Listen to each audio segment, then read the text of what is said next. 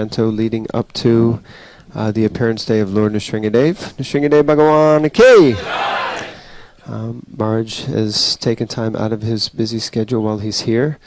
I was very fortunate to attend a program on Monday where Maharaj was speaking to a number of young leaders and about 40 ambassadors from around the world. And the way that Maharaj was speaking and conveying the message of Krishna consciousness there was transforming the hearts of many, many people, and very, very overwhelming and empowering. So we're very honored to have His Holiness Radhanath Maharaj with us here this morning. So please let us welcome him by chanting very loudly 3 Haribol. Haribol! Haribol! Haribol! His Holiness Radhanath Maharaj Ki!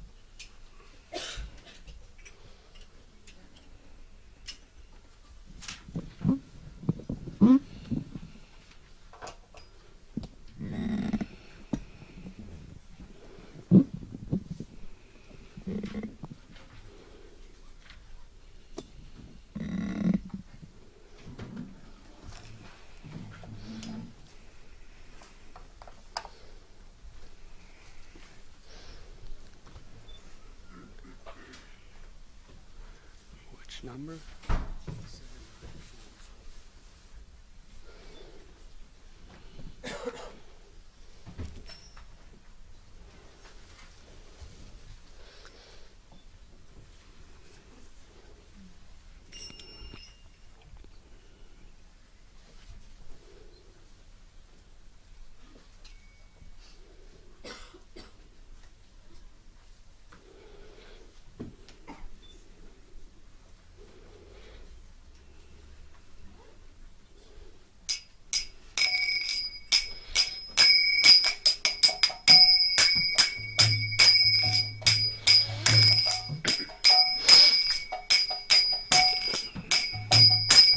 Jaya Radha Madhava Kunja Bihari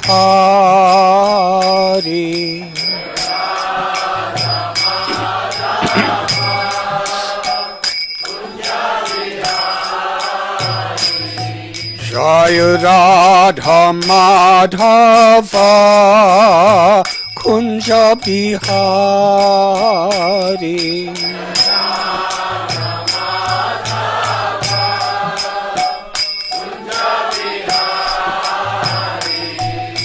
Gopi Jana Vallabha Girivardhari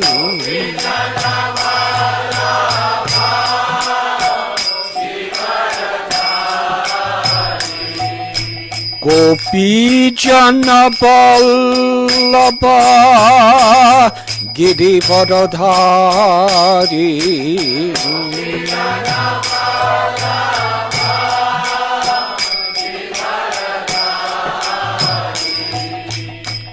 Yasoda Nandana Braja Jana Ranjana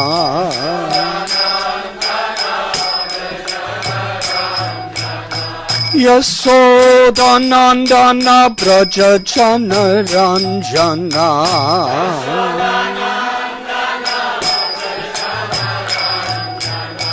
Yamuna Thira Panachari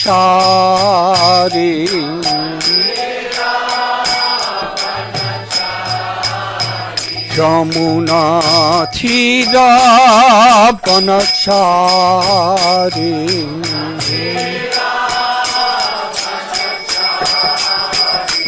Jaya Radha Madhava Kunja Bihari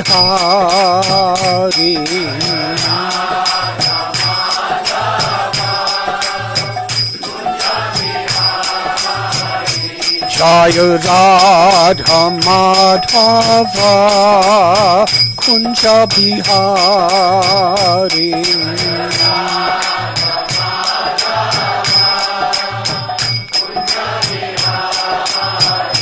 Jaya Gopi Jana Vallabha Girivardhari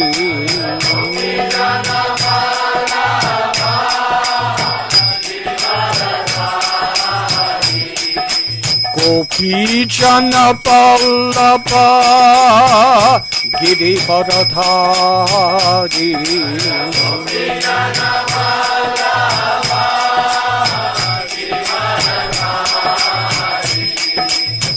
Yasoda Nandana Braja Jana Ranjana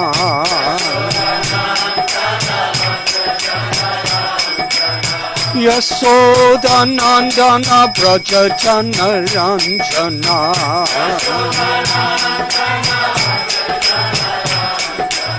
Yasoda Nandana Braja Jana Ranjana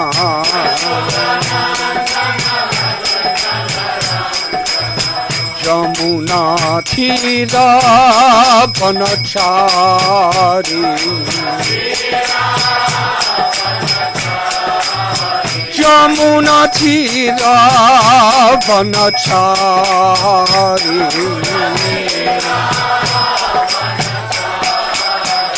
Jaya Radha Madhava Kunja Bihari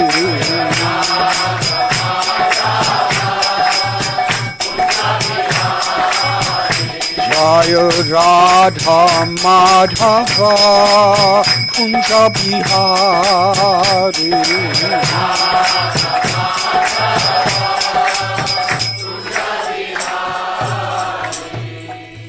Jaya Om Vishnu Bhad Paramhansa Parivrajakacarya Asthotra Satu Sri Srimad Abhay Charan Arvind Bhakti Vedanta Swami Srila Prabhupada Ki Jai ISKCON founder Acharya Srila Prabhupada Ki Jai Jai Om Vishnu Pad Paramhansa Parivrajakacarya Stotra Sutta Sri Srimad Srila Bhakti Siddhanta Saraswati Thakur Prabhupada Ki Jai Ananti Koti Vaishnava Vrinda Ki Jai Namacharya Srila Haridas Thakur Ki Jai Prem Sikoho Sri Krishna Chaitanya Prabhu Nityananda Sri Advaita Gadadhara Shiva Sri Gaur Bhakta Vrinda Ki Jai Sri Sri Radha Krishna Gopa Gopinath Sham Kund Radha Kund Gidi Govardhan Ki Jai Shri Braj Bhumi Vrindavan Dham Ki Jai Sri Navadvip Mayapur Dham Ki Jai Sri Mathura Dham Ki Jai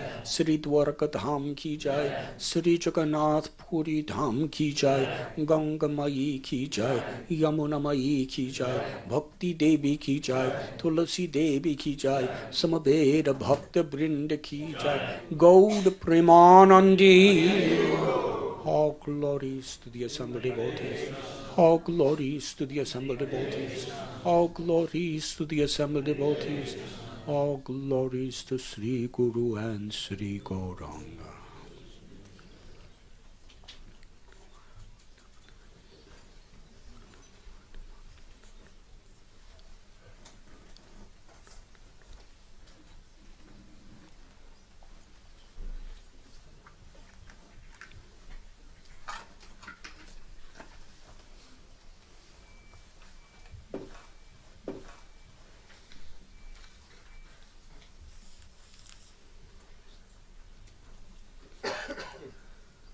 Om Namo Bhagavate Vasudevaya.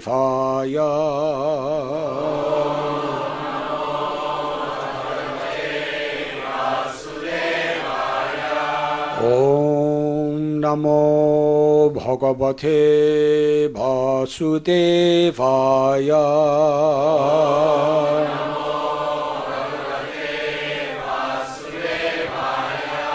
Om Namo Bhagavate Vasudevaya.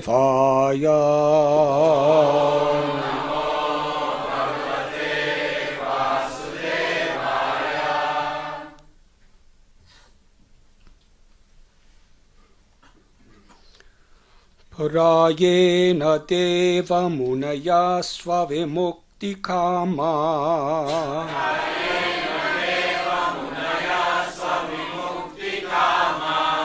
Monam charanti vijanena paratanishta.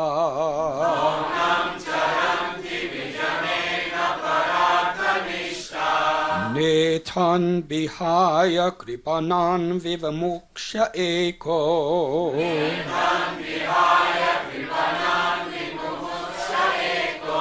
Nanyam tvarasya sharanam brahmato nupasye.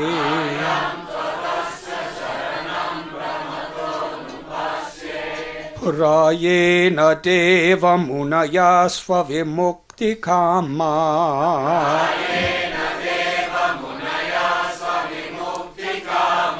Monam charanti vijanena paratanishta.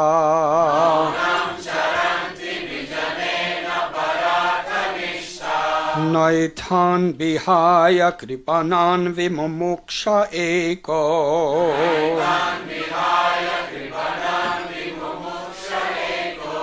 Nanyam tvarasya sharanam brahmato nipasye.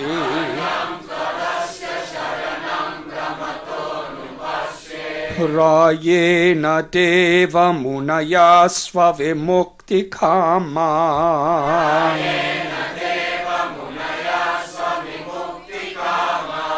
Monam charanti vijanena.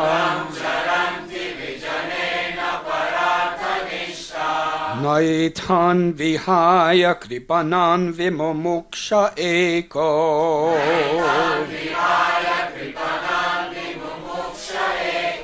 Nanyam tvarasya sharanam brahmato nupasye.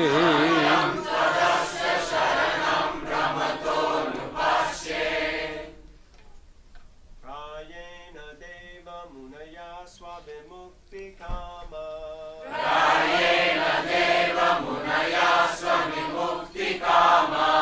Monam charanti vijanena paratanishta.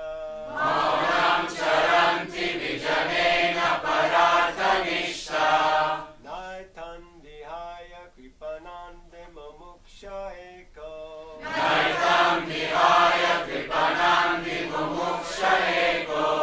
Nanyam tvarasya sharanam brahmato nupasye.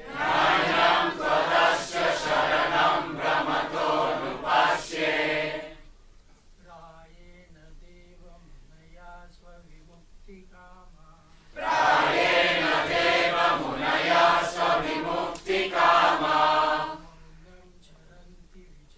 charanti vijanena paratanishta.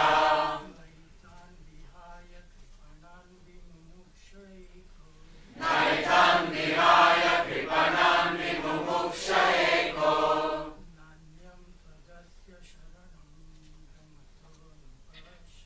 Nanyam tvarasya sharanam brahmato nupasye.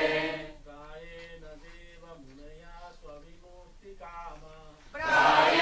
deva munaya svavimukti kama. Monam charanti vijanena paratanishta. Naitan vihaya kripanan vimumuksha eko. Nanyam tvarasya sharanam brahmato nupasye. Ladies.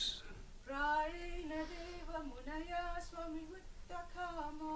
Prayena deva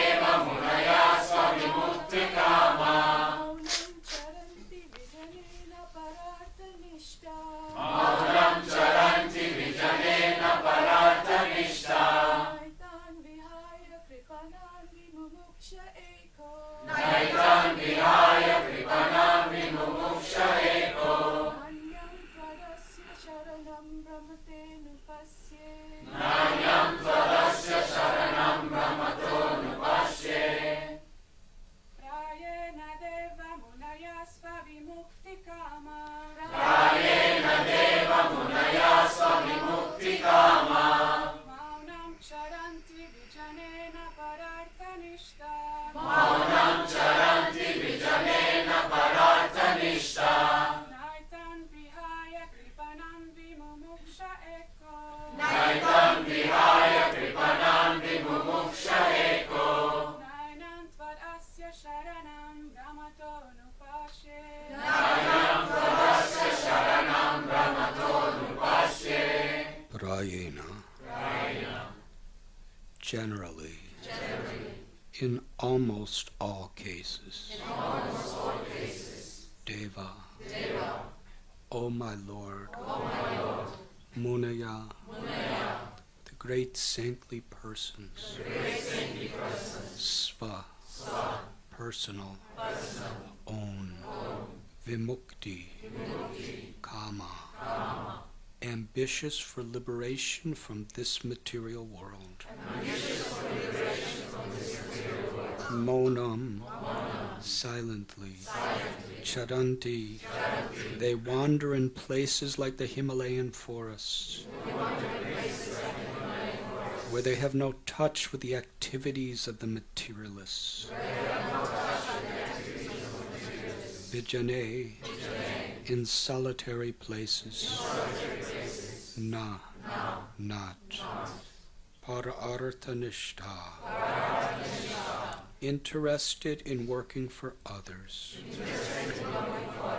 by giving them the benefit of the Krishna consciousness movement, by enlightening them with Krishna consciousness. Na, not. Engaged in materialist activity. I'm sorry. Etan, these, Vihaya, leaving aside, Kripanan, fools and rascals, engaged in materialistic activities, who do not know the benefit of the human form of life. Vimumukshe, I desire to be liberated, and to return back home, back to Godhead. Eka, alone. Na, not. Anyam, other. Tvat, but for you. Asya, of this. Sharanam, shelter. Brahmataha, of the living entity, rotating and wandering throughout the material universes. Anupasye, do I see. My dear Lord Narasimhadev, I see that there are many saintly persons indeed, but they are interested only in their own deliverance. Not caring for the big cities and towns, they go to the Himalayas or the forest to meditate with vows of silence, Mona Brata. They are not interested in delivering others. As for me, however, I do not wish to be liberated alone, leaving aside all these poor fools and rascals. I know that without Krishna consciousness, without taking shelter of your lotus feet, one cannot be happy. Therefore I wish to bring them back to shelter at your lotus feet. Purport by His Divine Grace, A.C. Bhaktivedanta Swami Prabhupada. This is the decision of a Vaishnava, the pure devotee of the Lord. For himself he has no problems. even if he has to stay in this material world, because his only business is to remain in Krishna consciousness. The Krishna conscious person can go even to hell and still be happy. Therefore Prahlad Maharaj said, Naivot Vijay Paraduratyaya Vaitaranya. O best of the great personalities, I am not at all afraid of material existence. The pure devotee is never unhappy in any condition of life. This is confirmed in Srimad Bhagavatam. Narayana parasarve nakhutashtana bibyate swarga pavarga narakeshu apitulyarata darshanaha. Devotees solely engaged in the devotional service of the Supreme Personality of Godhead, Narayan, never fear any condition of life. For them, the heavenly planets' liberation and the hellish planets are all the same. For such devotees are interested only in the service of the Lord. For a devotee, being situated in the heavenly planets and being in the hellish planets are equal. For a devotee lives neither in heaven nor in hell, but with Krishna in this spiritual world. The secret of success for the devotee is not understood by the karmis and jnanis. Karmis therefore try to be happy by material adjustment. And jnanis want to be happy by becoming one with the Supreme. The devotee has no such interest. He is not interested in so-called meditation in the Himalayas or the forest. Rather, his interest is in the busiest part of the world where he teaches people Krishna consciousness. The Krishna consciousness movement was started for this purpose. We do not teach one to meditate in a secluded place just so that one may show that he has become very much advanced and may be proud of his so-called transcendental meditation, although he engages in all sorts of foolish materialistic activity. A Vaishnava like Prahlad Maharaj is not interested in such a bluff of spiritual advancement.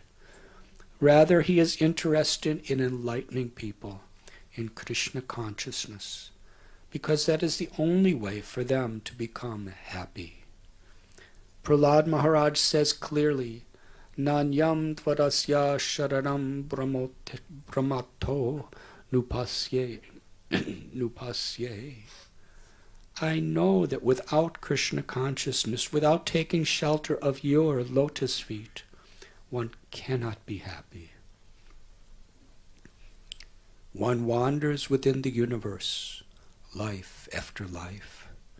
But by the grace of a devotee, a servant of Sri Chaitanya Mahaprabhu, one can get the clue to Krishna consciousness and then not only become happy in this world, but also return home back to Godhead. That is the real target in life. The members of the Krishna consciousness movement are not at all interested in so-called meditation in the Himalayas or the forest. We're one opening many schools for yoga and meditation in the cities. Rather, every member of the Krishna consciousness movement is interested in going door to door to try to convince people about the teachings of Bhagavad Gita as it is, the teachings of Lord Chaitanya. That is the purpose of the Hare Krishna movement. The members of the Krishna consciousness movement must be fully convinced that without Krishna one cannot be happy. Thus the Krishna conscious person avoids all kinds of pseudo-spiritualists, transcendentalists, meditators, moners, philosophers, and philanthropists.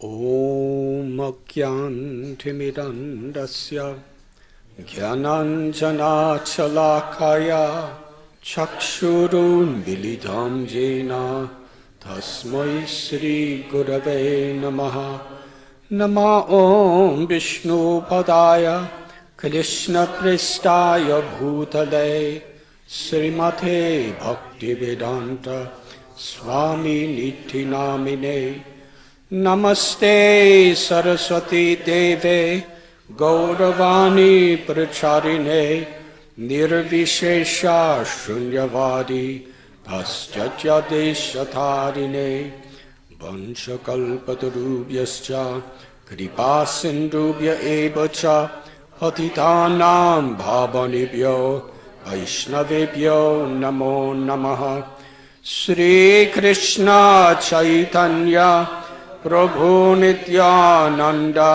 Sri Advaita Gadadhar Shivasati Gaura Bhakta Vrinda Hare Krishna Krishna Krishna Hare Hare Hare Rama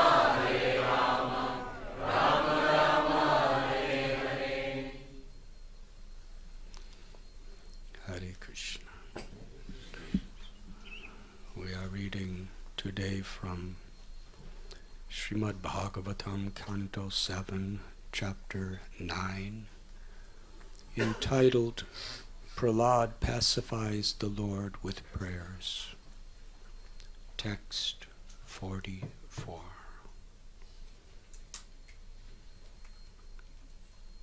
Very grateful to be here with you in this very holy place, the abode of Sri Sri Radha Landanishwara.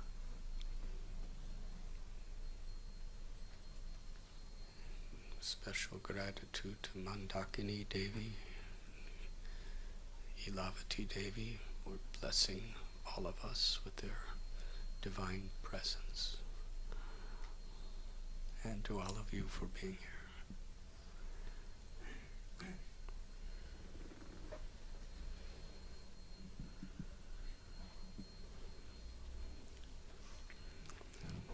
His Grace Jainitai Prabhu, he has especially selected this verse today. And as his servant, I will try to speak from it. Soon, Narasingha's appearance day is coming.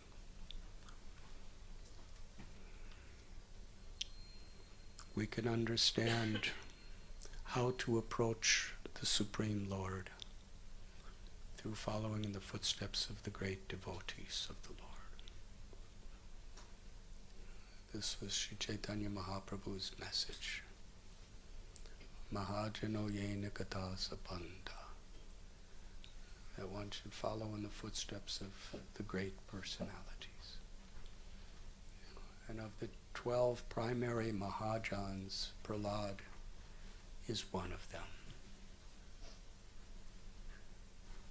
To understand Krishna in Vrindavan, Srila Rupa Goswami tells, one must follow in the footsteps of the residents of Vrindavan, the Brijvasis.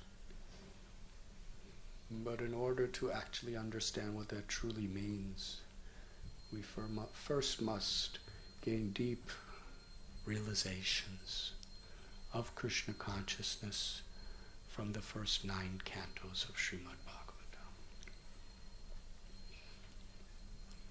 Narasingha Chaturdasi, which is day after tomorrow, Saturday.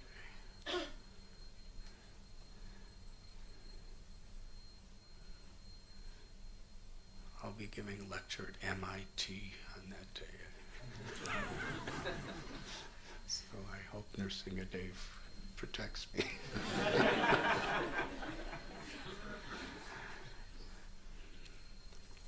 But this day is actually on the calendar. It is the incarnation of the Lord Nrsimha Dev.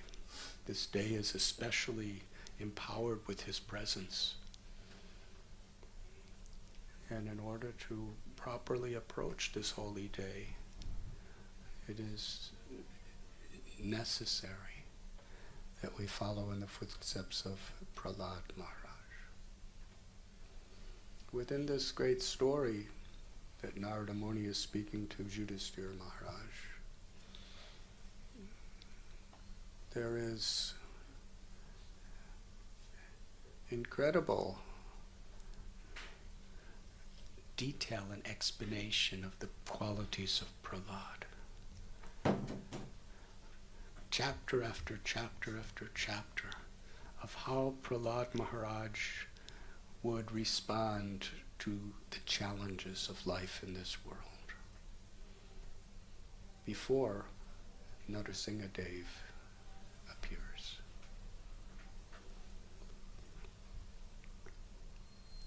This particular verse that Prahlad is offering as a prayer is one of the most prominent verses that Srila Prabhupada and our acharyas would cite.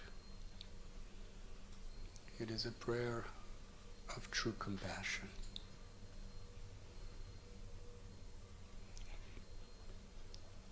Considering what Prahlad has been through, and Narasimhadev finally comes and offers Prahlad any benediction, we could put ourselves in his position and think, what would we ask for?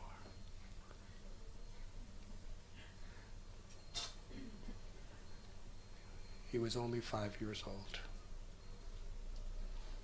very frail physically, very much eager to receive the affection of his mother and father. But because of his satsang, connection with Sri Narada Muni in the womb of his mother, he had really deep, profound love for every living being. This is the nature of love for Krishna. It awakens a characteristic, a quality of compassion for others, a willing to make sacrifice for the welfare of others. If we do not have that consciousness, then all our talk about spiritual advancement or absorption in rasa or love for Krishna is all just empty words. This is character. The true qualities of a Vaishnava is not just what they try to present themselves to be, but their character. Prahlad Maharaj, he was thrown in pits of serpents. He was thrown in dungeons where he was being pierced by rakshasas with lances and swords and tridents. He was thrown beneath the feet of stampeding male elephants. He was thrown in blazing fire. There was rocks wrapped around him and tied very carefully, and then he was cast into the ocean, to the bottom of the sea. He was fed deadly poison. These are just what's explained. But it says Hiranyakashipu, his father and his assistants, every possible way they were using their creative imagination to somehow or other kill this little boy. And he never tried to protect himself. He never prayed, Krishna, save me. He just remembered Krishna. I'm yours. And Krishna was always there for him. And ultimately, when Hiranyakashipu became so completely antagonistic, and he personally, with his own sword, came to sever Prahlad's head, then Narasimhadev appeared and performed an incredibly artistic, graceful pastime. of liberating Hiranyakashipu. Very artistic, very colorful.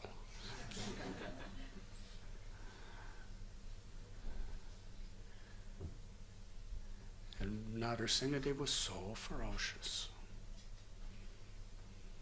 Brahma, Shiva, Indra, Vayu, Varuna, Agni, Lakshmi, none of them could approach Lord Narasimhadev. He was so angry. So it was Lord Brahma himself who presented Prahlad to the Lord. And little Prahlad Maharaj tried to picture this scene. The greatest devatas, demigods from the universe are all assembled. And they're all standing back, not knowing how to approach the most ferocious manifestation of God. Try to think of this. Krishna's the supreme personality of Godhead. He possesses all opulences in full. Just like all beauty of anything or anyone in this world is an insignificant little part and parcel of Krishna's beauty. Whatever wealth we have is just an insignificant little part and parcel of Krishna's supreme unlimited wealth. Whatever strength we have is the same. So similarly, whatever anger we have, and we all know how we can become obsessed with anger, and how other people can become obsessed with anger. And sometimes anger could be really scary to ourselves, what we're doing, and when we're in front of somebody who's angry. Well, all anger, the combined accumulation of all anger in the entire cosmic manifestation, can you imagine that? Is just an insignificant part and parcel of God's anger. He's the origin and complete fullness, and he's manifesting it all in the form of Narasimhadev. This is what it means when Lakshmi is like, no, I can't. And Brahma is like that too, and Shiva. So we read about it and we talk about it and we see paintings of it and we think, oh, look at Narasimhadev, he looks so angry. But we should try to grasp within our own minds what his anger actually was. We see how scary anger is in this world. But Janmadhyasya Yataha, the absolute truth is from whom everything emanates. So Narasimhadev is the supreme personality of Godhead in anger. The universe is shaking with his roar. And little Prahlad, he offers his prostrated obeisances. He doesn't see the anger of Narasimhadev as anything intimidating, because he's taken shelter. Srila Prabhupada gives example to a rat. A cat is death personified.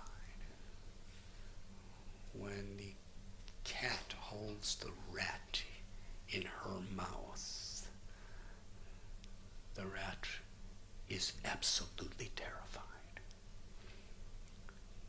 But when a kitten is in the same mouth of the same mother cat, she feels completely protected and at home.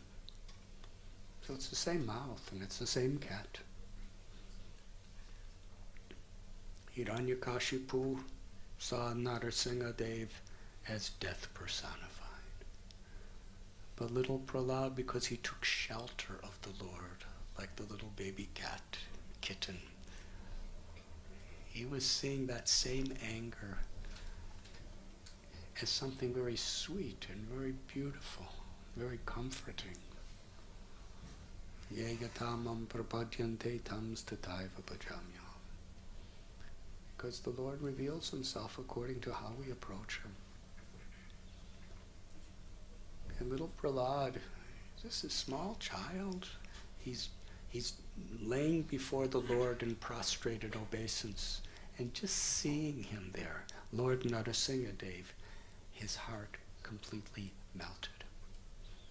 He picked up little Prahlad,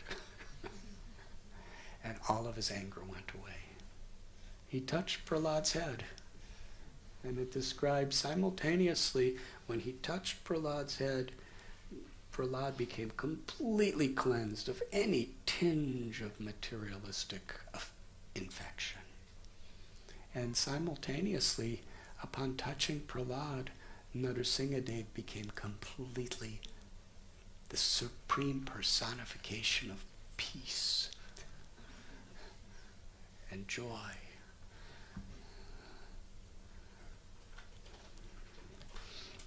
And Prahlad is offering these prayers. In today's prayer, he does not want liberation. He does not want yogic powers. He does not want any type of material blessings. He only wants to please the Lord. Samsiddhyar haridoshanam. This is the quality of a devotee. Every aspect of our life is based around one principle. What will please Krishna? And this is the foundational criteria by which all our decisions are made in life. Because this world, it is unpredictable. It is predictably unpredictable. So many things will happen. And by Krishna's grace, so many things happen that we don't like to happen. Because if everything worked the way we wanted to, we would never take shelter of Krishna. And even if we did, it would be a formality. But when things really aren't the way we want it, then when we take shelter, the opportunity it's really from our heart. So the obstacles, Lord Chaitanya explained in this way, the obstacles on the path of bhakti are Lord Chaitanya's friends, because they help the devotee to actually take shelter from the heart.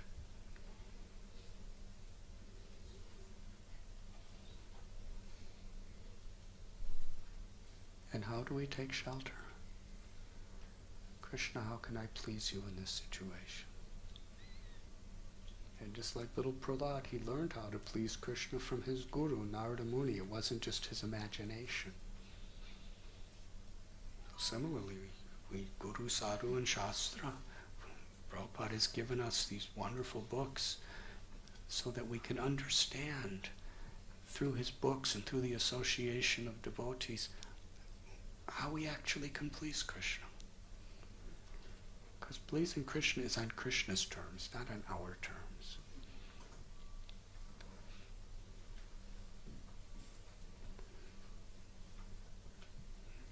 So little Prahlad, this is his only ambition, how to please Krishna. And he knows how to please Krishna. Because Krishna loves every living being. Even if they're wicked like Hiranyakashipu. Later on, we're going to find Prahlad asking for just a simple benediction. Give my father liberation. He's caused so much pain and suffering to so many people. Prahlad wasn't thinking that he killed Brahmins and he did so much terrible things to so many people, including myself. He should burn in hell. that's a natural way of thinking in material consciousness. Prahlad could have thought, not only did he do so much abominable things to me, but to so many others. Let him suffer. Let him really get his karma. Prahlad was praying, give him liberation. That's all. I don't want anything else. Just give my father liberation. Because he was seeing the soul beyond all of these egoistic conditionings. Such an incredible state of forgiveness. He was continuously forgiving his father, even in his father's life. But his forgiveness wasn't just, my father, you're forgiven. His forgiveness was he was trying to help his father. It was really active. Even after all those atrocities that we just explained, Hiranyakashipu, every possible way he was trying to kill his son. After all that, still, Prahlad came before his father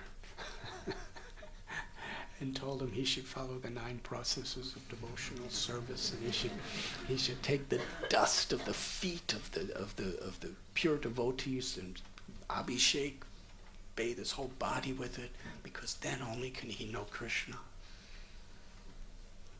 So his level of forgiveness was giving his father knowledge, giving his father a way to actually find real happiness.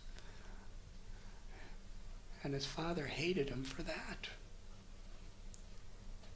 And finally, he's praying for his father. Give him liberation. So Prahlad in this verse is describing how so many saintly people, he doesn't say that they're not saintly. He's not criticizing. He's explaining from his perspective. There are many saintly people who are really concerned with their own liberation. They go to a holy place or the forest or the Himalayas where they don't have to deal with materialistic people and materialistic situations for their own salvation. And Prahlad is offering his respects to those people. But he's saying, that's not what I want. Because I know that's not what really pleases you. Let me be where the materialistic people are. I don't even want to go back to Godhead. I want to take everyone with me. So this particular prayer today is especially auspicious for the devotees in London. Because if Prahlad has his choice according to this prayer, he would definitely love to be in London.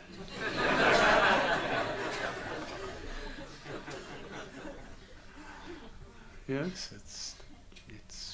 there's only a few places in the world that are like the heart of materialistic civilization.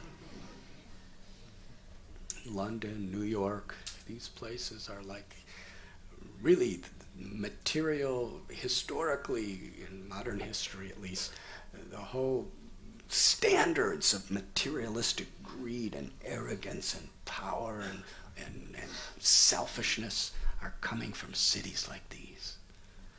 Yes? That's why Prabhupada took Jaladuta in the mood of Prahlad to New York City. He was living in Vrindavan. Prahlad told his father that if you want to become Krishna conscious, you should go to Vrindavan. But Prahlad wanted to be in the cities.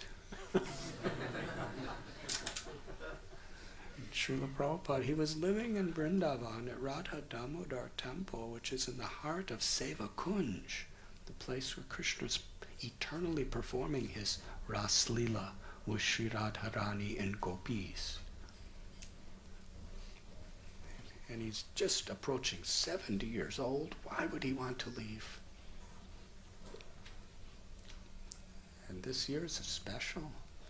It's the 50th anniversary. It was in 1965 that Srila Prabhupada left Vrindavan. And where did he go? To Mumbai. Who in the world would want to leave Vrindavan and go to Mumbai?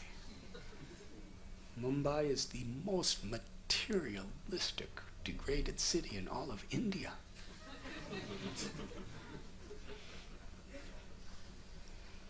But he went to Mumbai.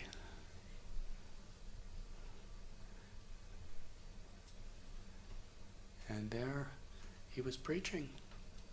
If you read his diary, it tells so many places he would go.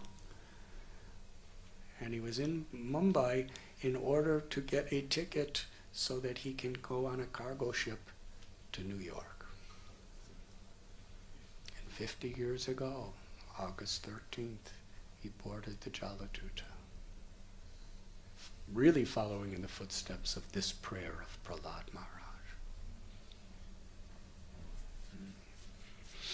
And Srila Prabhupada was very much like little Prahlad in New York City. When you're elderly in age or when you're really young in age, you're kind of in a similar situation. He's 70 years old. He just had heart attacks and seasickness and so many things. He had a stroke a little later. And he's walking around in the Bowery and he's practically homeless and people are not paying any attention to him. And he's seeing these skyscraper buildings and he's seeing people just running around constantly trying to get money, trying to get power, trying to get prestige, trying to control others, looking for sex life, looking for intoxication. Extremely powerful energy. And he's all alone, walking with a cane, looking around, thanking his Guru and Krishna for bringing him here. Give me the words to make them happy. That was his prayer. If you speak through me, my Lord, then they will be happy. He just wanted everyone to be happy. But his understanding of happiness is true happiness. Not the happiness of flickering relief from material difficulties. Not the happiness of just having a comfortable situation that we like to be in. But the happiness of actually being liberated from the false ego. The happiness of being reconnected with Krishna through the chanting of the holy names of Krishna, through remembering Krishna. Srila Prabhupada very much personified this verse that Prahlad Maharaj is speaking. And he traveled around the world. It wasn't easy at his age. So much travel, so many obstacles were coming. And if we read Prabhupada's history, practically everywhere there was great difficulties that were coming in his path. What to speak of having followers like all of us?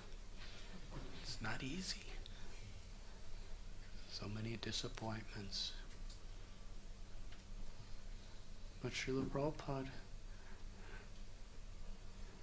he was living for the pleasure of the Lord.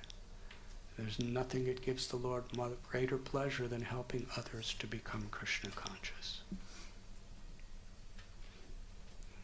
which is the happiness of the soul.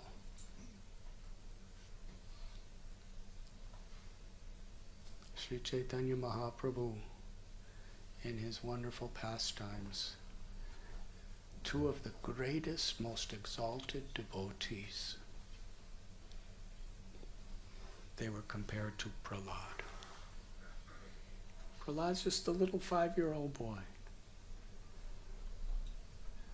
But yet he's so exalted because of his compassion. Vasudev Dutt,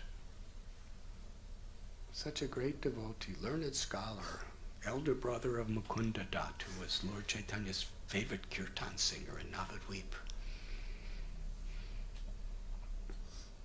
In Puri he prayed, "My Lord, let all the sins of every person in the universe," when he meant every person, he didn't just mean humans, he meant every living entity, the insects and the plants and the crows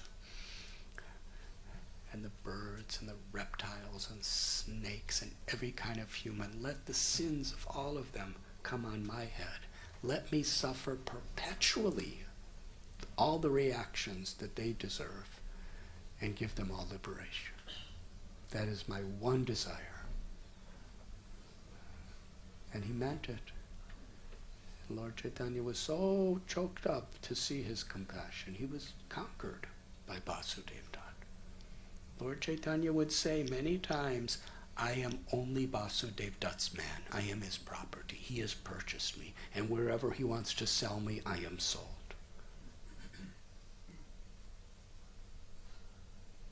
When Lord Chaitanya became choked up, the first words he spoke, he said, "It is not surprising that you are saying this, because you are Prahlad Maharaj." This is how much the Lord appreciates Prahlad. The most exalted devotee, Vasudev Dutt, who conquers him, he says, "You are Prahlad Maharaj." And the other person Lord Chaitanya compared to Prahlad was Srila Haridas Thakur, who was Lord Brahma. It is described in Sri Chaitanya Bhagavat that among the intimate loving associates of Lord Chaitanya, they would say that he's just like Lord Brahma, and others would say he's the manifestation of Prahlad Maharaj. And this all happened during the Mahaprakash Leela in the house of Srivas, where Sri Chaitanya Mahaprabhu wanted to extol the glories of his devotees. And he called Haridas. And in front of everyone, for all time to come, he said, "Haridas, your body is better than mine. We are forever of the same family." Very deep realization he's sharing with us, because Haridas Thakur is an untouchable by caste. At a time where in India the caste system was extremely powerful. Lord Chaitanya is a Brahmin. He's the son of Jagannath Mishra, the grandson of the foremost Brahmin, Nilambar Chakrabarti. And he is saying, we are of the same family, but your body is better than mine. And he was remembering when Haridas Thakur was being beaten viciously through 22 marketplaces in Phuliagram. And Haridas was praying, "Lord, please forgive them. Give them liberation." Lord Chaitanya was so angry with them, these executioners, that he personally incarnated with his Sudarshan chakra to sever their heads. But Haridas's prayer for their forgiveness was so powerful that it deactivated the Sudarshan chakra. that's power.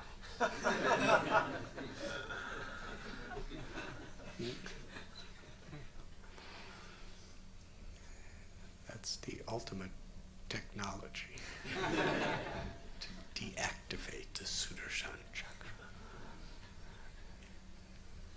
by the power of his love, by the power of his love for Krishna. It was his love for Krishna that was manifesting as his desire and prayer to forgive them.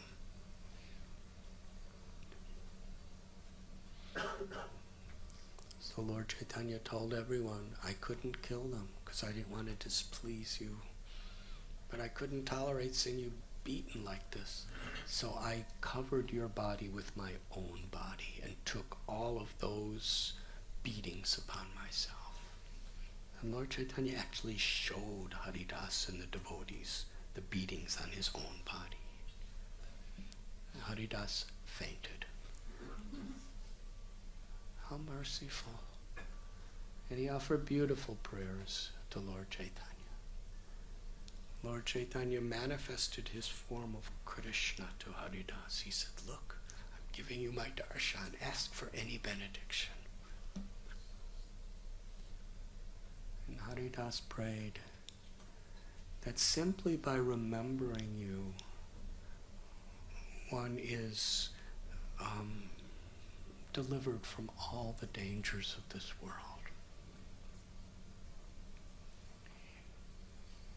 He spoke about Draupadi, Duryodhana, Dushasana, powerful Kuru warriors were trying to disgrace her publicly.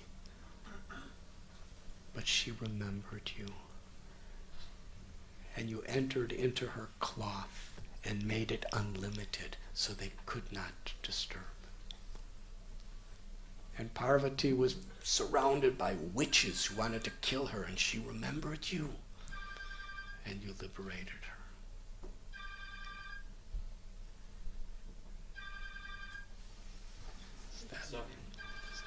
Does that mean I'm supposed to end the class?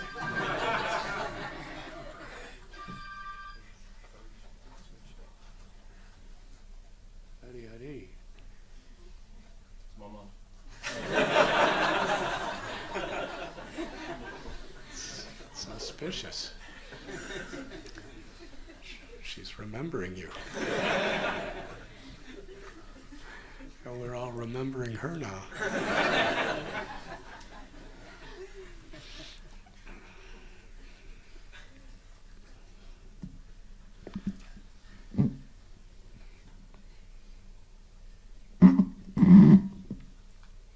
So he gave so many examples. The Pandavas, when Durvas Muni came and was about to curse them, and Yudhishthira Maharaj and Draupadi, they all remembered Krishna, and Krishna came and fed them all a sumptuous feast in a very extraordinary way.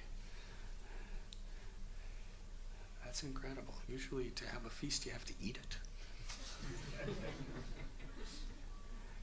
Krishna just took one little shred of vegetable and ate it, and because he's the cause of all causes, Durvas Muni and all of his thousands and thousands of yogis, disciples who were, in the river, their stomachs were completely full with food.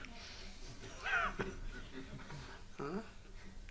Really, there was like massive quantities of food in their stomach, and they didn't even eat.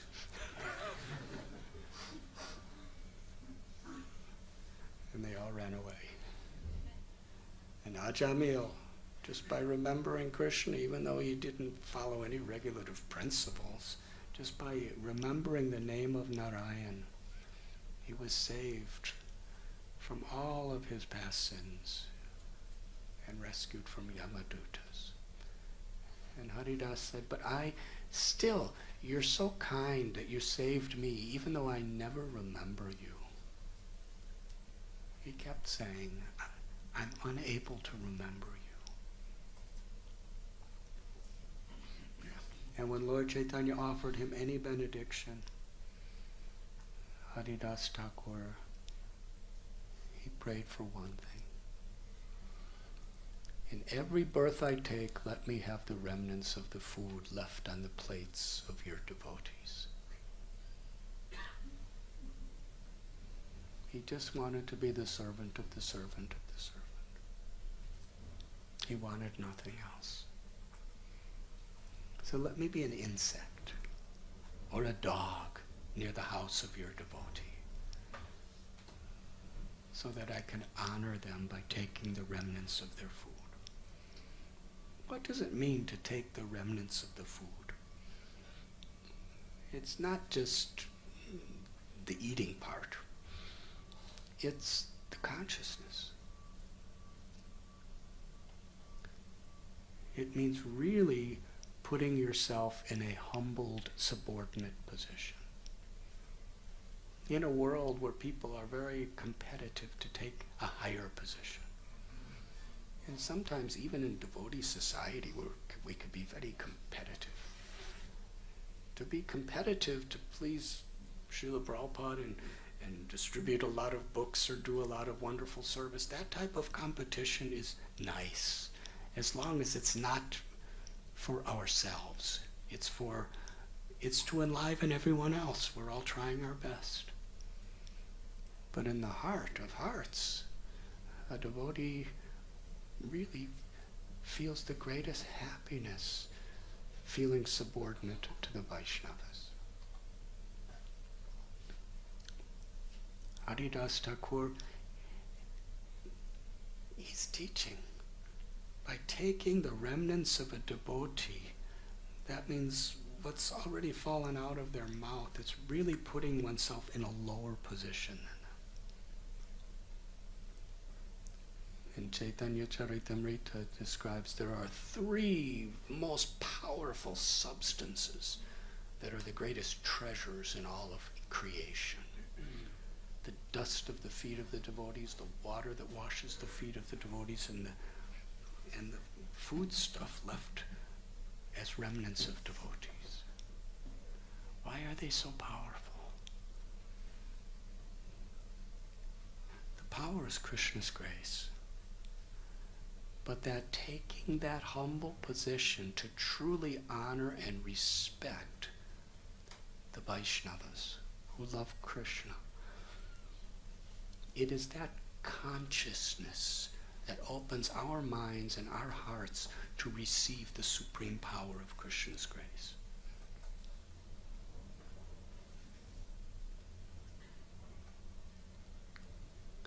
Quite historical. Where do we find such a state of consciousness? A person of such an exalted position. Lord Chaitanya said, I will give you everything, anything. Just ask. I give you this, my word. Anything you ask for will be given.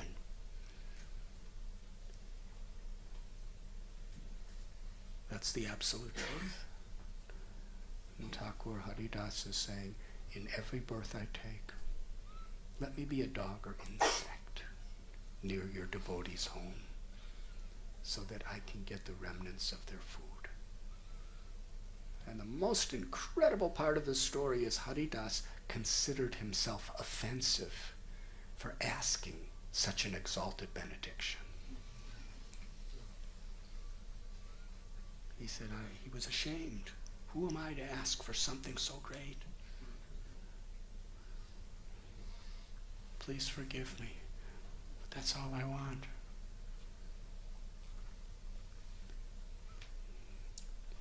And Sri Chaitanya Mahaprabhu, he said, I give you the benediction of pure unalloyed devotional service. And because he saw Haridas Thakur was so compassionate to all living beings, he didn't want his own liberation. He just wanted to be in a place where he can help others be Krishna conscious. Lord Chaitanya gave him the benediction, anyone who sees you, anyone who glorifies you, or anyone who even remembers you, I will give love for Krishna. Because that's all Haridas wanted, is everyone to get love for Krishna. So Lord Chaitanya really fulfilled his innermost desire.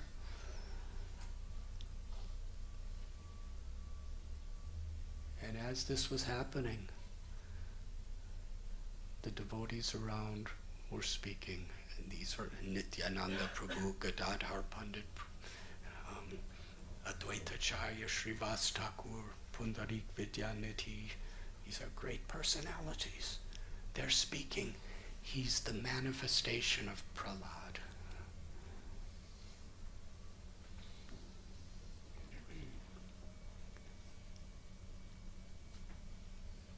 So being here in London, so many distractions, so many challenges. One challenge is not to be distracted and be attracted to all these materialistic energies that are all around us. It's a great risk. And that's why people go to Himalayas. They don't want to take these risks.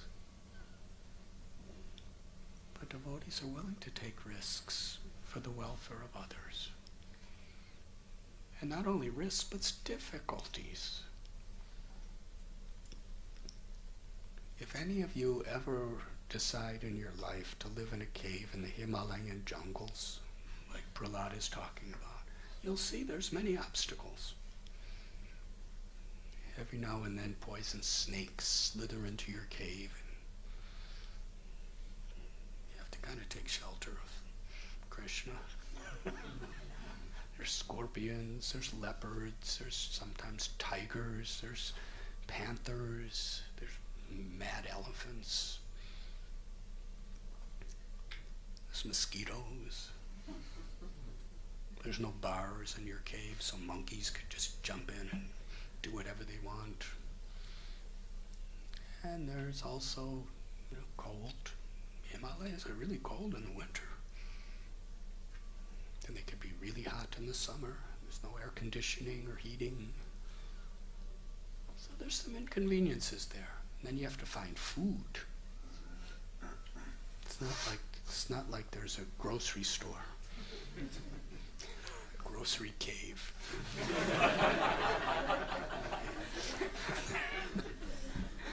You have to find them, and it's not like you dig in the ground and you get some nice, halava.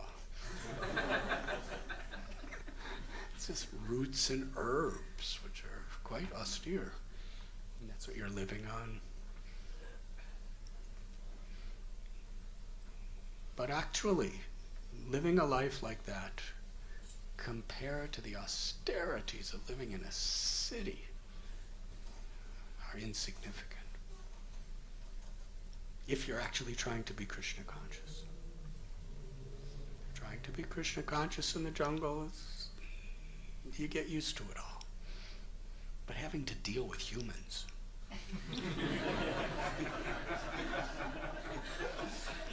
that's really austere. Because in the jungle there's no humans. Animals and reptiles are really predictable. Because they're not envious. They're just trying to survive, just like you are when you're in the jungle. But humans are really unpredictable.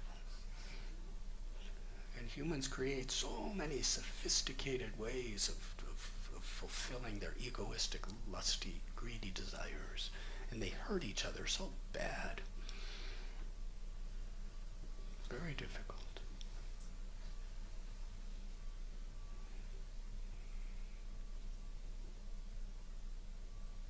But a devotee is willing to do it.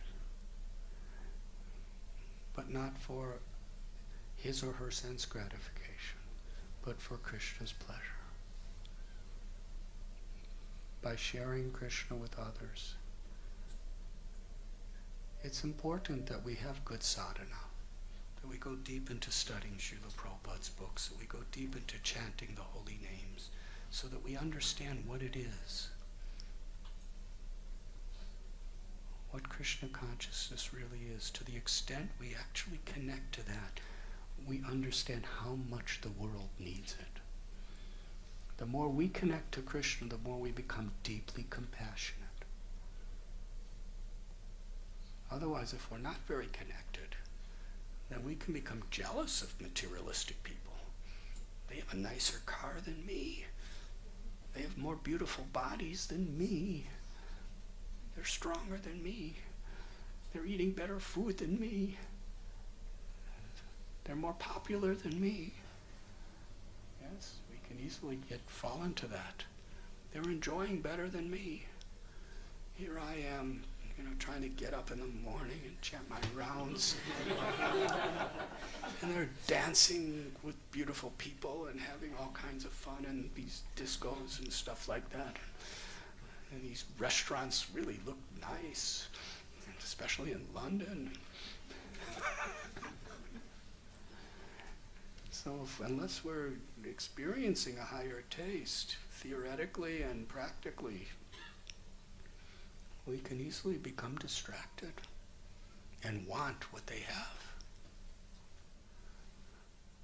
But devotees, when they taste dancing and chanting and the beautiful names and glories of the Lord and seeing the beautiful form of the Lord and engaging in devotional service to the Lord, it's such a liberated happiness. Some taste, some glimpse of prema or love of God we experience by practicing Krishna consciousness. And it's developed as we carry on. And we want to share this with the world. Not in an arrogant way to prove that we're better than them. This verse is really interesting because the spirit of Srila Prabhupada and some of the things he says is very much revealed here. Because sometimes we hear in Prabhupada's lectures he calls people fools and rascals. Yes? Have you heard that before? And sometimes we do that. We say, you are a fool, you are a rascal. But when we do it, it's usually really condescending. But if we're going to quote Prabhupada, we have to actually understand the mood of Prabhupada. This is Prabhupada. When Prabhupada says fools and rascals, he's in the mood of Prahlad Maharaj. In this verse it says, as for me, however, I do not wish to be liberated alone, leaving aside all these poor fools and rascals. I know that without Krishna consciousness, without taking shelter of your lotus feet, one cannot be happy. So in the context of Srila Prabhupada, or Prahlad Maharaj is using the words fools and rascals, it's in a very, he's pitying these people. He's feeling such deep compassion for these people. He's deeply wanting to make sacrifices of his life to help these people.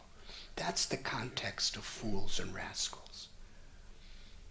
Not that I'm very intelligent and you're a fool. Not that I'm very great and I'm very moral and I'm very saintly and you're a rascal. Prabhupada would very heavy say fools and rascals sometimes. But actually the mood was with deep compassion. Pitying them. Not just crushing them, but pitying them. And willing to sacrifice his life to help them.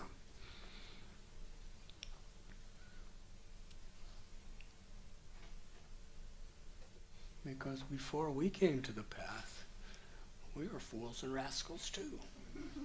And we kind of still are. But Prabhupada didn't just stomp us down. He saw we were fools and rascals, so he endured heart attacks and 38 days on the Jaladuta to help fools and rascals.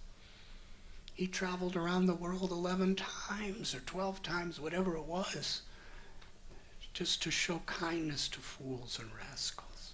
So the word fools and rascals, we should understand in the context of his compassion. And that's very much revealed in how he translates this verse today.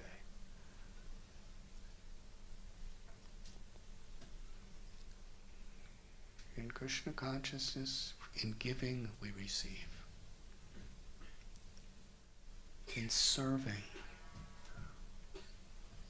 only in serving can we experience Krishna.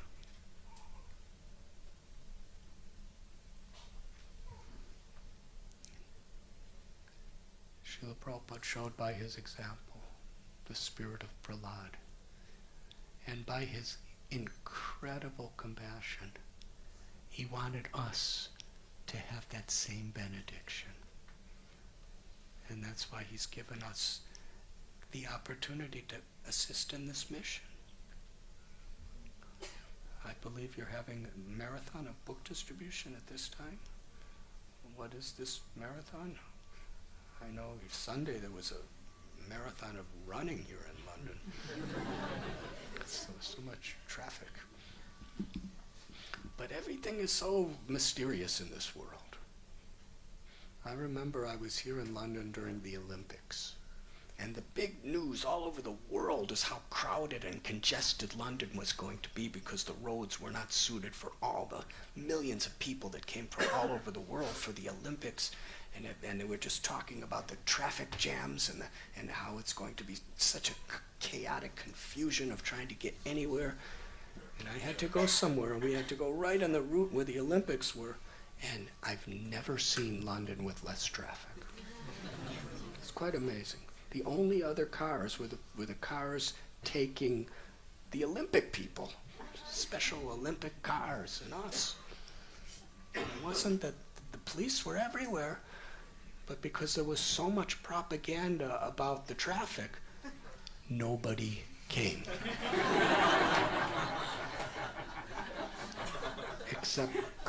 Except crazy devotees. And they're full. It's quite amazing. So this marathon, we left like an hour early than what and there was no traffic.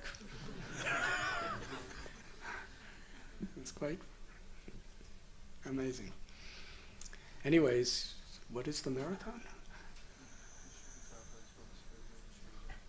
Acha, very nice. Distributing the Srimad, this message of Srila Prabhupada's books in preparation of our consciousness for Lord Narasimha Dev's appearance. It's truly wonderful. Because if we want to approach Lord Narasimha Dev, we have to follow in the footsteps of Prahlad. And how to follow in the footsteps of Prahlad? To actually value his mood of compassion, of his devotion. And this particular verse that we are reading today is giving us a true understanding of how to approach Lord Narasimha Dev. By giving Krishna to others, even at great risk, even at great sacrifice.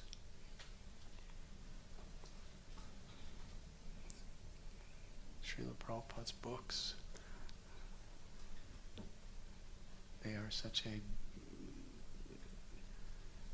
transcendentally wonderful way of giving Krishna to others. When Srila Prabhupada was on Jaladuta, he only brought with him two things: a little bag of cereal and box of books. Srimad Bhagavatam.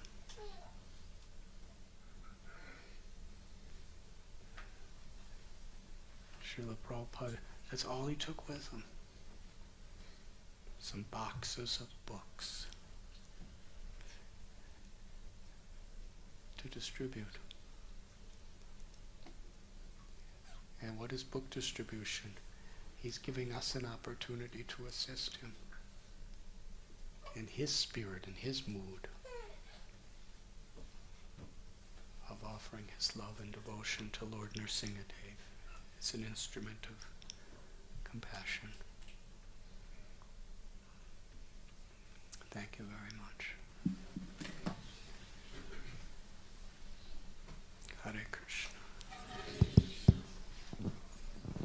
So let us Radhanath Maharaj ki.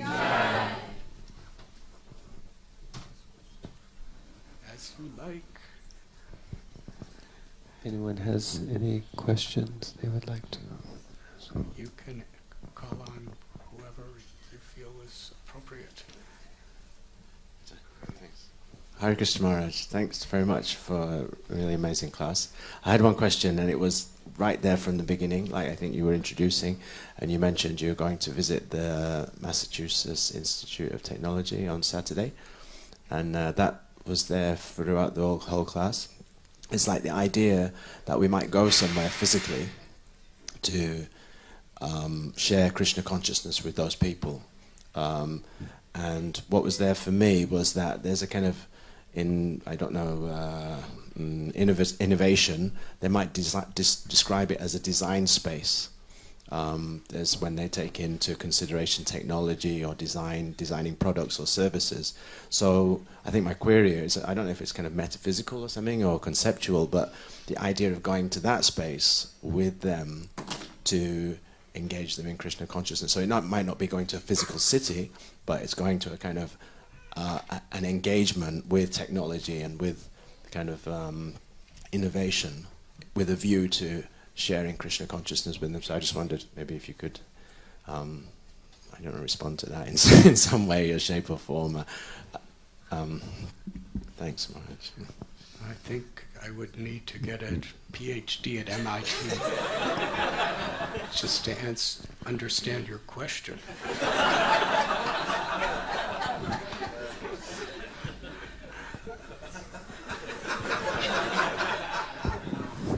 Did anyone understand his question? Is there any MIT graduates here? Anyways, thank you. I'll try my best.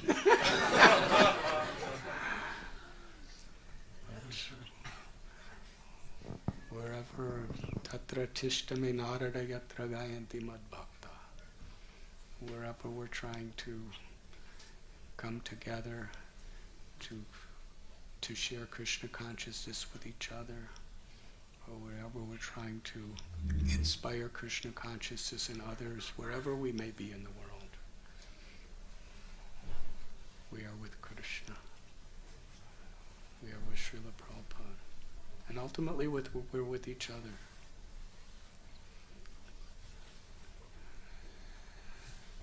Ready. So Jai Prabhu, you called on him, so maybe you could answer the question. Yes.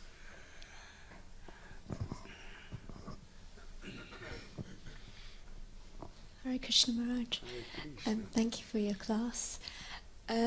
What I've been wondering is, for a while, we've been told to tell others about Krishna, preach Krishna consciousness.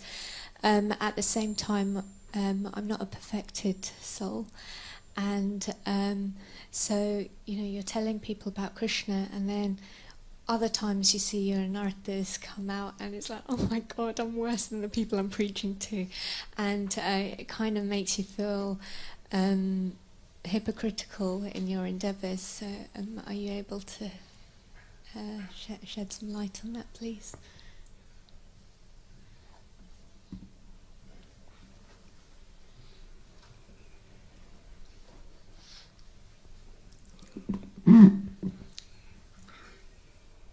We are preaching as servants of Krishna, Srila Prabhupada, serving our gurus, serving the Vaishnava community, and also serving the people we're preaching to. Preaching does not mean feeling oneself in a superior position. It is the message of grace that we are delivering, like a postal officer delivering a message. If a postman delivers $1 million to someone, he doesn't think, I am giving you $1 million. Just see how merciful I am. He's just delivering from the person who is merciful. So similarly, we're humble servants just delivering this beautiful message. But part of delivering the message is following it ourselves. So we may feel fallen, and we may feel more degraded even than the people we're preaching to. But part of delivering the message is exemplifying the message.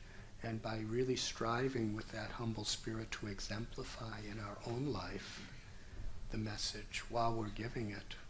And in that sense, preaching kind of puts us on the line where we can see our own anarthas if we're sincere, if we're humble. If we're not, we just see the anarthas in everybody else. But a devotee's humble, and I'm repeating this message to others, and we're also, as we're preaching to them, we're preaching to ourselves too. Because giving a book to someone is preaching, speaking to someone is preaching, but inseparable to giving the book is living by the book. And inseparable to speaking is living by what we're speaking, at least striving to do so. And that's the responsibility we have. So in that sense, it really gives us a sense of a responsibility to strive to become purified. And the more you recognize it as you're preaching this message to others, or giving this message to others, and you see how much fallen you are, it's very good. Because it really puts to the forefront how seriously you have to take it yourself. In giving, we receive. It's a really purifying experience if we do it with humility and we do it right. So it's very nice what you're saying. It's not that we should think I'm not pure so I can't do it. But we should think I will give because that will purifying. But giving means not only speaking. We shouldn't be hypocrites. We're hypocrites if we're not trying. But even if we're not perfect, if we're really trying honestly and sincerely, then that's really the process. Srila Prabhupada said Krishna will give, he will give his own love if we're sincere, if we're serious, and if we do not have ulterior motives. So try to speak, try to give, and try to live by it. Hare Krishna. Yes. Thank you so much, Guru Maharaj, for this wonderful class. I had a question from the verse. Prahlad Maharaj is calling all these munis saintly persons.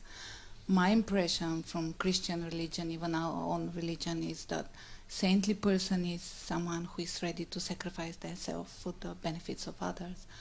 But here Prahlad Maharaj is calling people who are actually not willing to do that. They're kind of having, at least my understanding, some egoistic desires for their own purification, going in the Himalayas, running out of, I don't know of what, but anyway, they don't want to do the sacrifice for the benefits of others. So, and still he's calling them saintly, so I don't know whether my understanding is right about the word saintly or it's some other meaning. I just want to know. Thank you.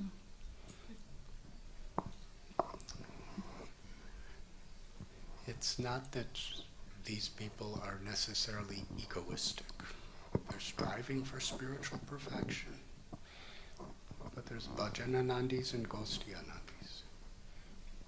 They can both be very saintly persons. Some people go to a secluded place because they just completely want to give their hearts to Krishna.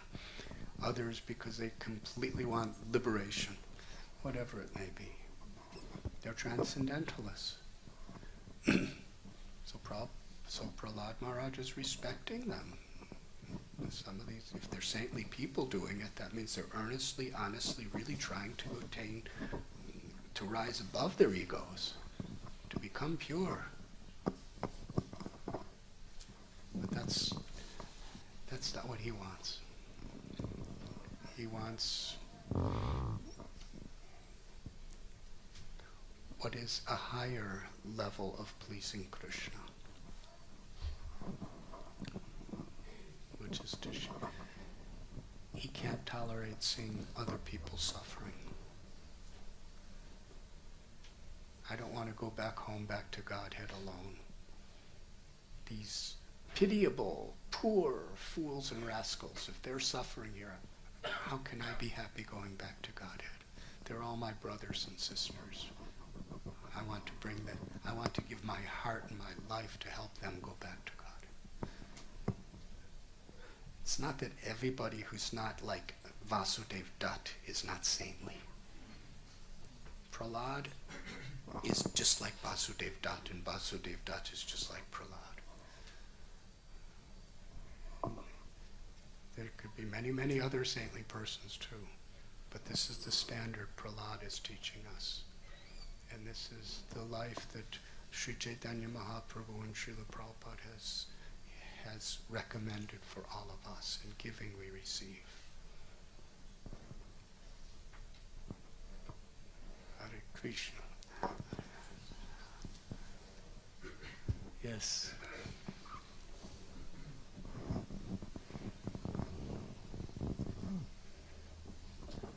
Thank you very much, Guru Maharaj. Mandakini Devi was living here in London with Shri Radha Landanishwar.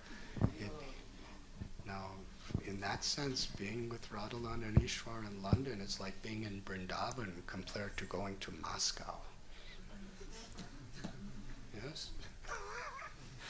Being in the association of so many wonderful devotees, you were Pujari, yes? She was Pujari on the altar of Shri Radha Landanishwar. It's like being in Vrindavan. And Prabhupada sent her behind the Iron Curtain, where there was only one brand new little devotee in the entire Soviet Union, and he sent her to go there.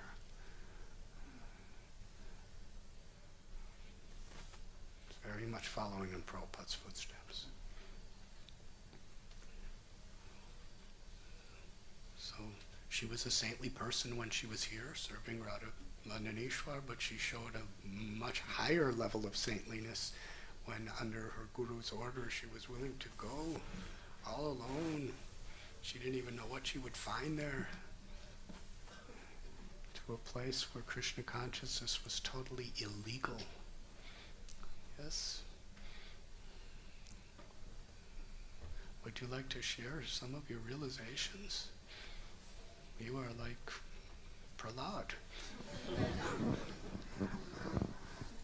I should just make me ashamed. That's what I'm trying to do. Yeah.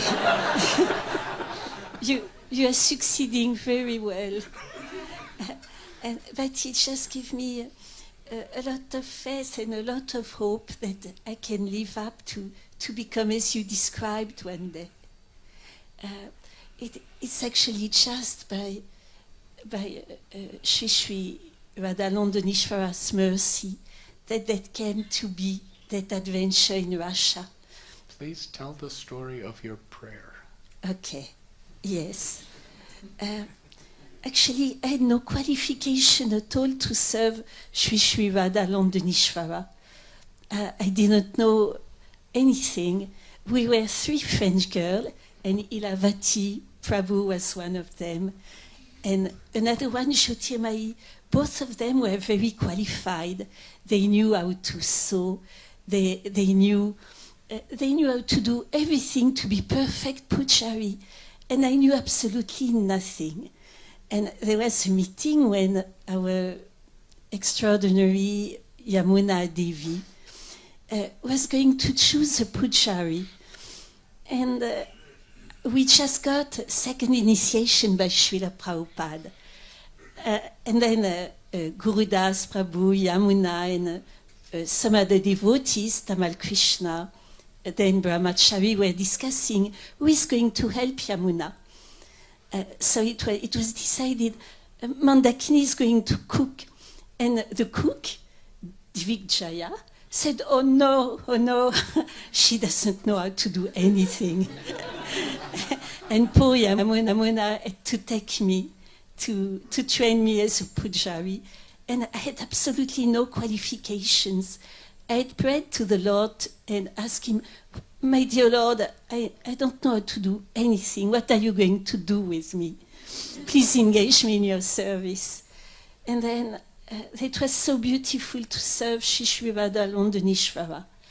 Srila Prabhupada said, actually the Lord has cheated you. He didn't come as a statue, but he came himself. And Srila Prabhupada kidnapped Shri Radha Londonishvara. Then by serving them, they helped me to get rid of most of my impersonalist vision of the absolute truth.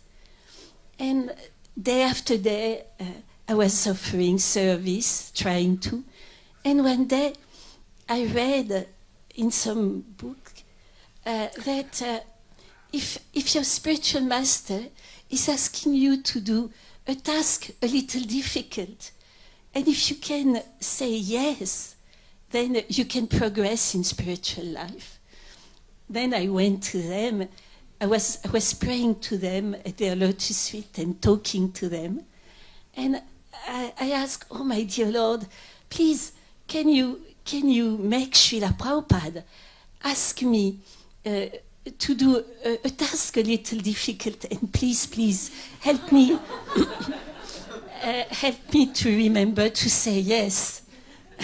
So time went on, and also the desire to preach came along, day by day. And one day, we heard in London, in Bury Place, not far from here, that Srila Prabhupada was in Moscow,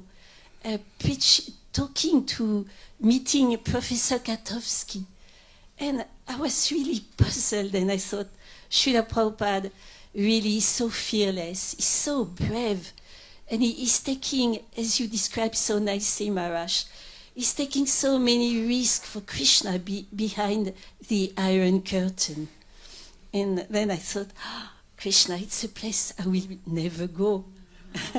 Then Srila Prabhupada came back to London. And one day, one devotee told me, Srila Prabhupada wants you in the room. And I thought immediately, like many other devotees, when we are called like that, I must have made a terrible mistake. So I came in. Srila Prabhupada had a beautiful smile. His room was very beautiful. It was painted peach color, and the floor was made out of wood, and it was a blue color. And Srila Prabhupada really liked it because it was the same colors than his bedroom when he was a child. Then he was sitting behind the desk. Shama Sundar was there. And he said in a very, very simple way, and I always tell the same thing, but to me it was the way he would ask me to go across the street and get some ghee or some potatoes. And he said, Mandakini, would you like to go to Moscow and to marry this boy, Anatoly? And by the grace of Lord Chaitanya, help him to spread the message of Krishna consciousness. And I was so puzzled, and it was a little lila with Srila Prabhupada. At the time, I didn't want to get married, and he was teasing me. And then I remembered my prayers to Shri Radha Londonishvara. And then immediately I said, yes, Srila Prabhupada. But I had it was no qualification. It was just, the Lord fulfilling a prayer. So everybody who is serving here, don't be afraid to pray directly to Shri Radha Londonishvara, because they are very amazingly fulfilling the desires. And then Srila Prabhupada had what we call an oceanic smile, and I got very blessed without having no qualification that day. Hare Krishna Maharaj, and thank you to encourage all of us like that. Thank you. Ilavati Devi, would you like to speak some words? I'm already crying. What can I say? I mean, all I can do is plead with you. I mean, even in a court of law, one is not supposed to say anything that would convict himself, you know, so please spare me.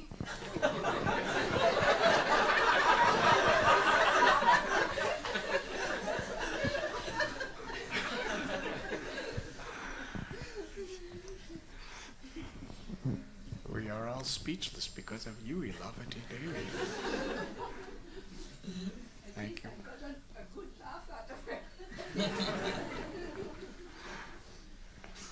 think everyone's crying just like you now.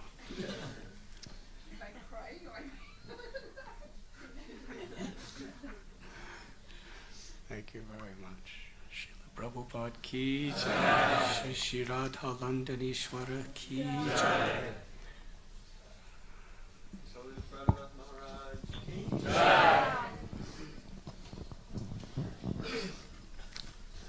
So thank you very much to His Holiness Radhanath Maharaj for being here with us.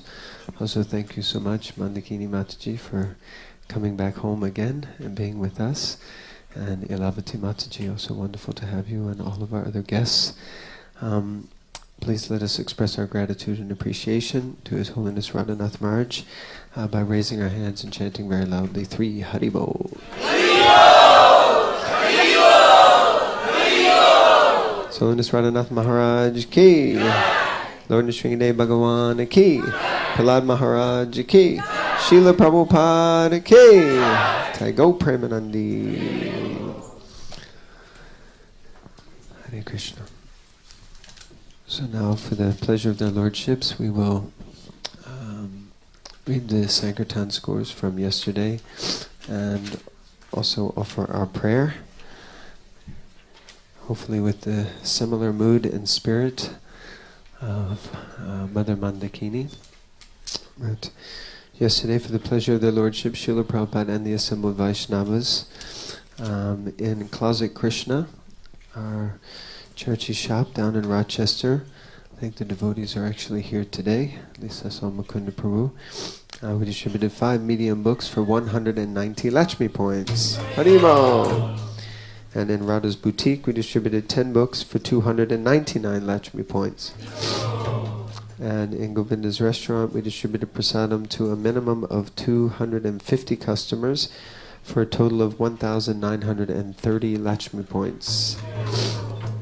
Transcendental prasadam distribution key. And book distribution yesterday, we had 5 scores, starting with Prananath Prabhu, 28 Lakshmi, 22 medium for 11 book points.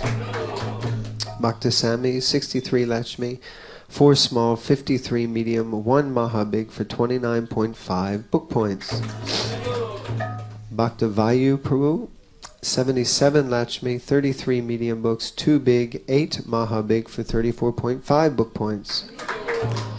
Jainitai Das, 75 Lakshmi, 29 medium, 12 Mahabig books for 38.5 book points. And Nam Sankirtan Prabhu, 229 Lakshmi points, 20 medium, 2 big, 54 Mahabig books for 120 book points. So that's a total of 5 scores, 472 Lakshmi points, 4 small, 157 medium books, 4 big, 75 Mahabig books for 233.5 book points. Srila Prabhupada's Transcendental Book Distribution key. The Sringadev Sankirtan Sprint key. So now we'll offer our prayer to their lordships, so we can all try to enter into the deep and sincere and serious mood that Mandakini Mataji has just shared with us. Dear Shishi Radha Nishwar, Jagannath Baladev and Subhadra, Shishi Gauranitai, and Giri Govardhan, we offer our most respectful obeisances unto you.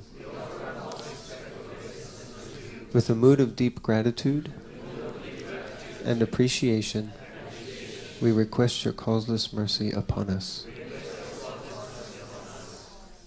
For your pleasure, if you so desire, We wish to erect a holy place of your transcendental pastimes that will attract unlimited souls to your service